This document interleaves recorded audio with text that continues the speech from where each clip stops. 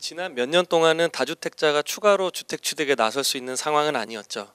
그러니까 주택을 이제 두 번째 규제 지역에서 취득하는 순간부터 이제 취득세가 8%가 붙고 장기 보유 공제 적용 받지 못하고 양도세 중과를 이제 일반 세율에다가 플러스 20에서 3주택은 30% 이렇게 받게 되니까 그때 아마 제가 그 서초구 반포동이랑 이촌동 사례를 한번 드렸었어요. 그래서 한강대우 아파트랑 레미안 뭐 이런 거 갖고 있을 때 이거를 이제 추가로 취득하게 되면 5년 동안 10억이 상승한다 하더라도 파는 순간 마이너스가 돼버립니다. 취득세가 한 2억 얼마 나오고 양도세가 뭐 한 6억 얼마 나오고 하면서, 그래서 아까 발제 때 말씀드렸던 대로 그 2020년, 21년의 오버슈팅은 사실은 투자 수요가 아니라 실제 집이 필요하신 분들, 그러니까 규제에서 좀 자유로웠던 무주택자분들이 그 상승하지 못하면 어쩌나라는 그런 불안감과 그 초조함에서 일단은 이제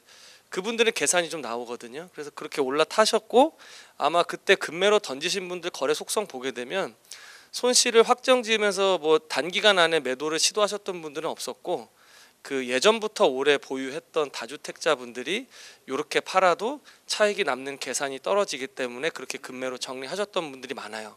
그리고 시장이 좀 연착륙을 하게 되고, 지금의 일단 전월세 시장의 안정화를 좀 도모하기 위해서는 뭐 공공에서도 나서곤 있긴 하지만 결국에는 이제 대부분은 민간을 통해서 어떤 임대 시장을 좀 활성화시키고 집을 이제 수요로 하는 층을 좀 높여야 되는 부분이 있는데, 이제 주택임대 사업자라든지 아니면 다주택자가 집을 취득하고 보유해서 양도할 수 있게 좀 더 원활하게 좀 가져가면, 지금 많이 사실 풀리긴 했거든요. 뭐 종부세라든지 이제 취득세 이런 규제 지역 해제에 따라서, 그러니까 임대 사업자에 대한 또 인센티브가 좀 더 커지고 이러면 다주택자들은 아마 그때 가격을 보고 다시 한번 움직일 좀 가능성도 좀 있고요.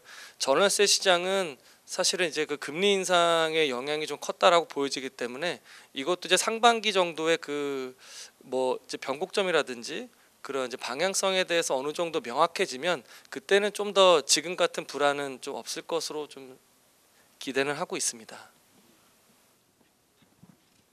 효선 위원님께서도 같이 좀 말씀 주세요. 네.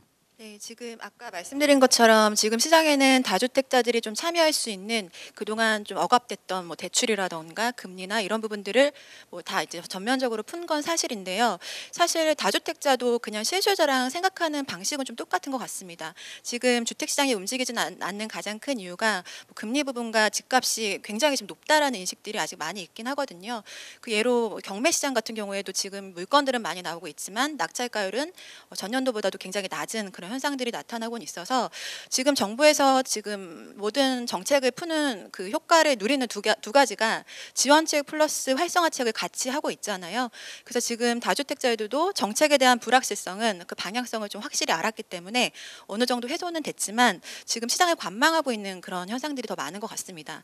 지금 이제 부동산 시장도 부동산 자체의 어떤 정책이라기보다는 전체 거시 경제나 뭐 이런 부분들이 더 큰 영향을 미치고 있긴 하기 때문에 아까 변호사님이 말씀하신 재건축이나 이런 부분도 좀 활성화가 돼야 될 것 같고요. 좀 시장이 움직여야 다주택자들도 움직일 수 있는 그런 상황일 것 같아요. 그 전세 시장은 지금 예전에도 월세 시대가 온다라는 말 많이 있었거든요. 그래서 지금도 다시 그 시대가 온 것 같긴 한데 아까 정보현 위원님께서 말씀하신 것처럼 이제 월세로 전환하는 것보다 전세로 사는 게 더 유리한 그런 상황들도 나타나고 있습니다.